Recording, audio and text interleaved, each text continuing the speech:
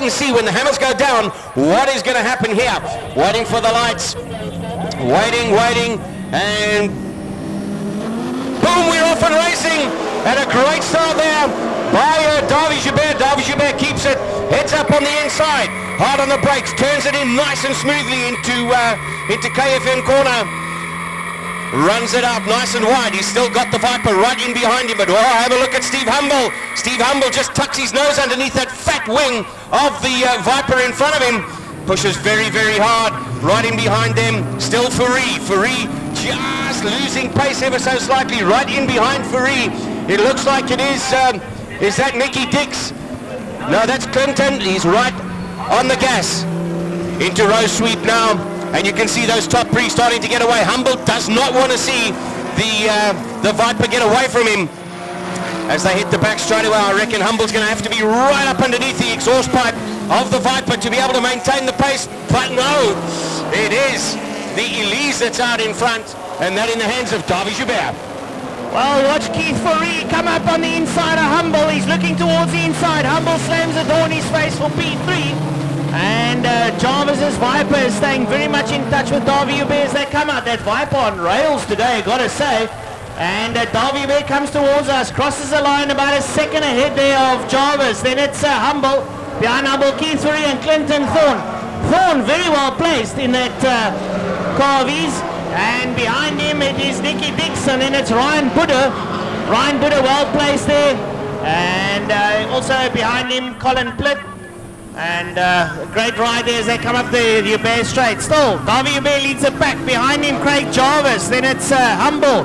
Behind Humble, Keith Fourie. Clinton Thorne. Wow, Clinton Thorne's got past Buddha. He's well placed. Clinton Thorne is absolutely on a flyer. And he's entering Rose Foundation now. He's late on the brakes. That little car's got some great handling. A short wheelbase. Look at him. He's up behind Keith Fourie. He's drafting him up towards Malmesbury. Will he make a move? Fourie sees him, puts the hammer down, and just feathers his way through the double right-hander. Now they're coming down the back straight now. The front four getting a little bit separated. But Derek, here's with us. Well, I think Thorne is really pushing hard. And, well, excuse the pun, he is definitely the thorn in Keith Fourie's side right now. Onto the brakes. And, oh, they've got a little bit of a problem in behind them because Nicky Dix is coming back at him. Nicky Dix crawling right up onto the back end of Clinton Thorne. Clinton Thorne is not getting shaken by Fourie. Fourie has to watch as Steve Humble starts getting smaller and smaller in front of him, and there's absolutely nothing he can do about it. Onto the brakes, Fourie into KFM, and Thorne right in behind them. Dix is now starting to close, so the three of them now starting to form a little battle of their own. Onto the brakes, into engine they go, and oh, a little bit wide goes Thorne. Clinton Thorne tries to go around the outside of Keith Fourie. Keith's wily old character. He's not going to let that happen in a hurry. So he drifts it out wide as he comes through the kink, and then he pitches it nicely to the outside of Rose and gets it in nice and tight, rolls it out wide once again, then into the double right-hander, into Malmesbury. He just lifts off the throttle ever so slightly, and then it's back on the power. He's in third gear now, pushing hard down the back straightaway, drifts it right onto the rumble strips, very, very close behind him, Clinton Thorne. Clinton Thorne still pushing hard, and Nicky Dix is not letting them get away. A little bit further behind them, it's Ryan Buddha. He's lost a little bit of ground on them. Colin Plitt and Buddha very, very close together, and so too, waiting now for Martin Prince. Martin Prince is there, and then ways back is Louis de Jager. Louis de Jager still trying very, very hard to get with him, but not happening just yet. Well, folks, just to give you an idea of the frenetic pace up front, your leader Davy Joubert posting a quick lap of a 1:12.6, and not really matched because the quickest lap that's been posted out there by Craig Jarvis is almost 2.5 seconds down. And Jarvis, well, hard as he may push, he just cannot match that kind of pace. Davy Joubert out front of the Lotus XC, second place Craig Jarvis, then Steve Humble in the Juno. He's a little bit off the boil there, but behind them still, it's Keith Fourie. And behind Fourie, it's Clinton Thorne. And Clinton Thorne now pulled a little bit of a gap there over Nicky Dix. Nicky Dix trying to reel them in. And then behind them, it's a three-way tussle with the Porsches who are all pretty evenly matched. And that is Ryan Buddha, Colin Plitt and Martin Prince, all having a lovely tussle. A little way further back there, Louis de Jager.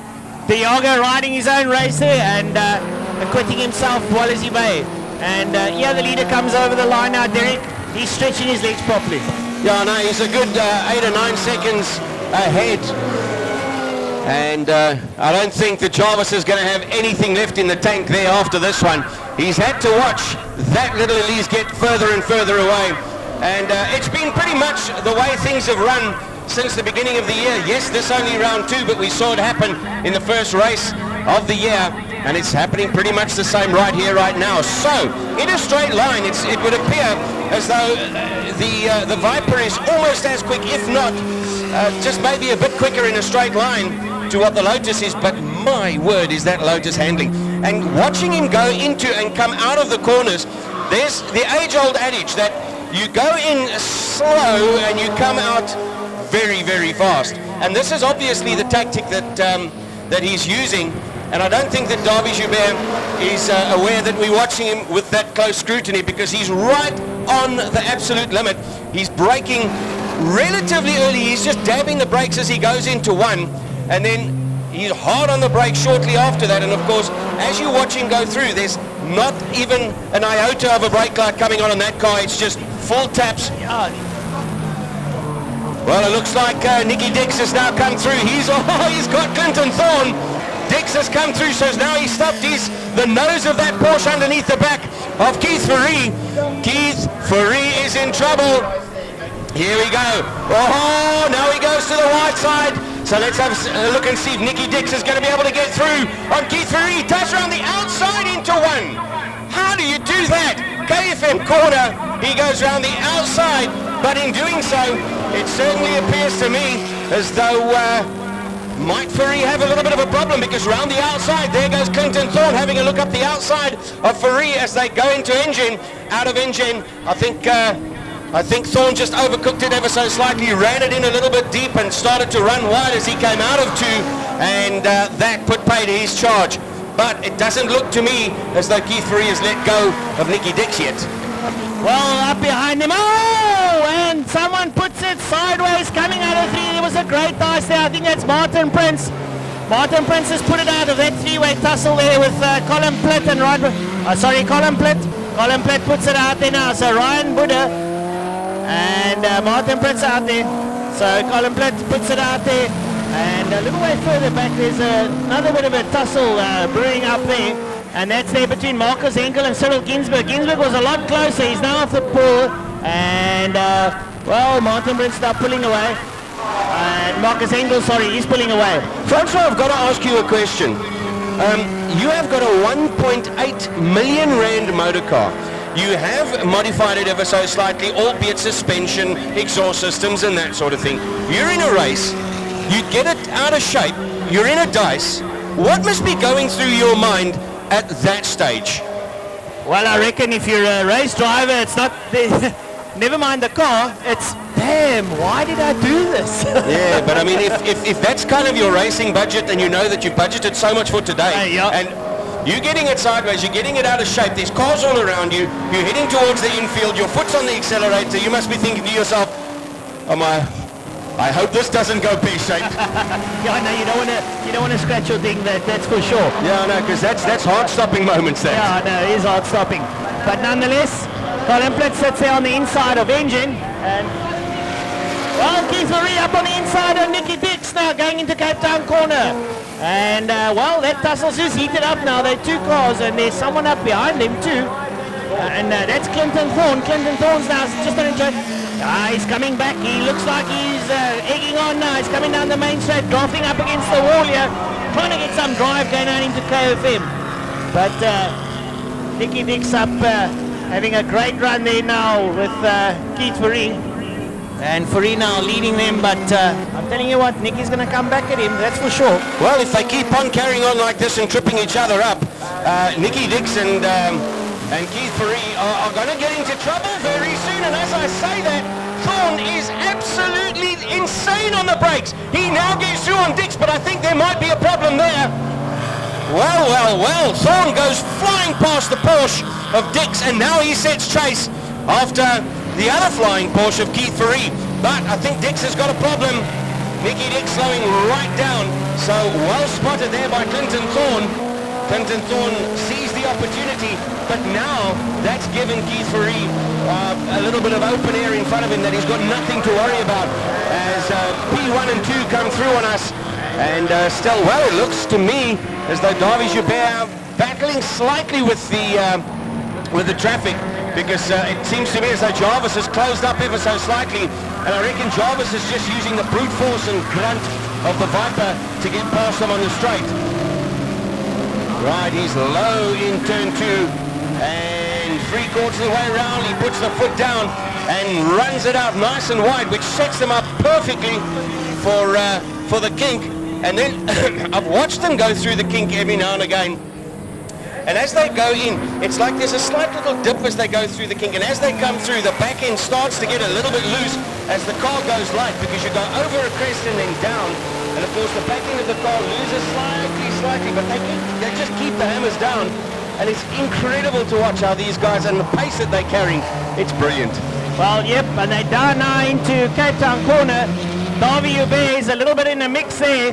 He comes past Ginsberg and he pulls up there behind Marcus Henkel. Henkel steps aside. Davy Joubert pulls through. Oh, and Jarvis is slowing down. Oh my head. Craig Jarvis pulls off the track. What on earth has gone down there? Craig Jarvis must be sulking now. He put a lot of preparation into that Viper, and rather unfortunate for him. And now the Juno now up into P2. That is Humble now pulls up. Keith Fourie now in P3. And behind Keith Fourie, it's Clinton Thorne. Clinton Thorne is going into the twiddly bits. And when he's in the twiddly bits, man, does he get the hammer down, Derek. Well, they're on their last lap. They've started the last lap. And it looks once again like it's going Davy Joubert's way. Davy Joubert P1, P2 is Steve Humble now. The unfortunate Craig Jarvis in the pits. Something must have gone awry there. It didn't look like it was anything menacing at all, because he just drifted into the pits. No smoke, nothing wow. So hopefully it's something that they can sort out before the next one. So he's in the pits, and that leaves it all up to Davy Joubert. Well, a very dejected Craig Jarvis exits the car. Davy Joubert now coming out of Cape Town corner. And he'll be coming towards us pretty shortly, the Juno there. Well, is it? Where is Davy Joubert? Where's Davy Joubert? We've lost Davy Joubert. Oh my word, the race of attrition, because here comes the Juno towards us now. This is Steve Humble, and he'll be taking P1. Humble crosses the line in P1. Oh, Davy Joubert also a problem. And here comes P2, that'll be Keith Fourie, followed there by Clinton Thorne. Well, hard work pays off, as they say, but man, oh man, the top 2 runners don't compete, Derek. Oh, there we go. That's the commentator's kiss of death once again. And well, I've got to apologize most profusely to him, because yes, I tell you what, I cannot believe that, I mean, when we started saying it's lifted up to Davy Joubert and he's going to just keep on going, and looks like he's done it. Boom, the next thing, and that was